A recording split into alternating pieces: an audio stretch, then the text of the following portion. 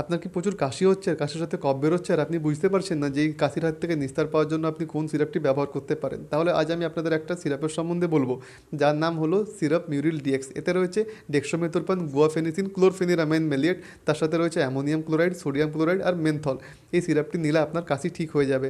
এই সিরাপটি নেওয়ার আগে অবশ্যই কিন্তু এর ডিটেলস চেক করে নেবেন, এর ডোজ, এর সাইড এফেক্ট, এর সম্পূর্ণ ডিটেলস, যার ভিডিও আমাদের চ্যানেলে রয়েছে, আর তার লিঙ্ক আমরা আমাদের এই ভিডিও ডেসক্রিপশন বক্সে এবং কমেন্টে পিন করে দেবো।